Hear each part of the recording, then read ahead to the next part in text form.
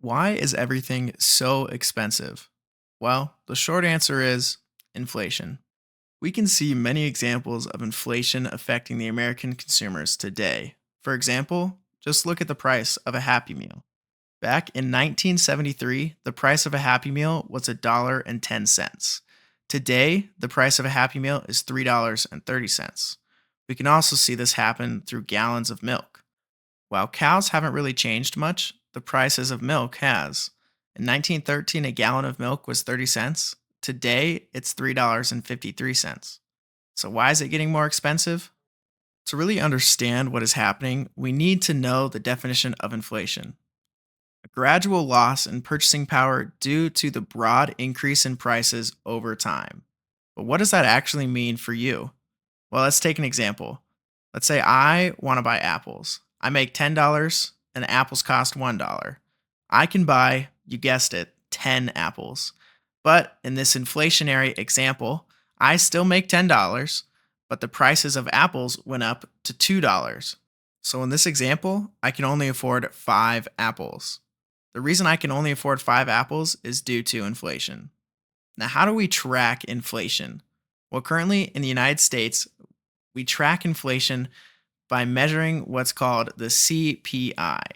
CPI stands for the Consumer Price Index.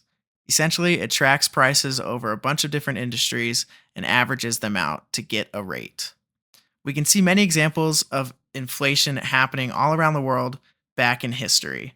Mansa Musa drove a caravan through Cairo, which is in Egypt, and gave out so much gold while he was there that gold's value in Cairo was ruined for over a decade. Another example of hyperinflation we see is in the Weimar Republic post World War I, which, for those of you who don't know, was Germany. In January of 1923, one US dollar was worth around 17,000 marks. In November of that same year, one US dollar was worth 4.2 trillion marks. That increase is astronomical.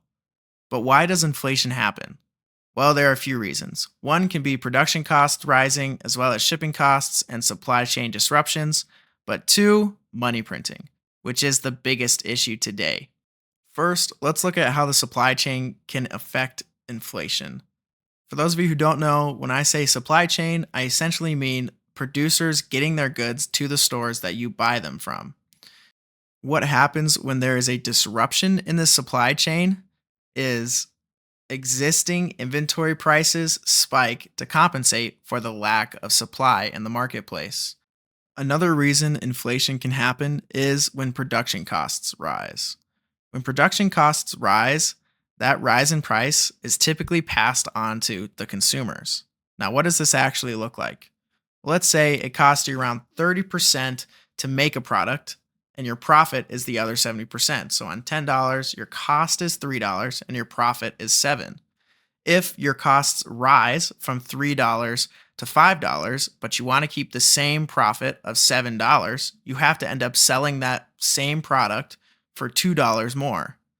The higher cost, the more the product will sell for to keep the same amount of profit. And as we know, businesses love profit.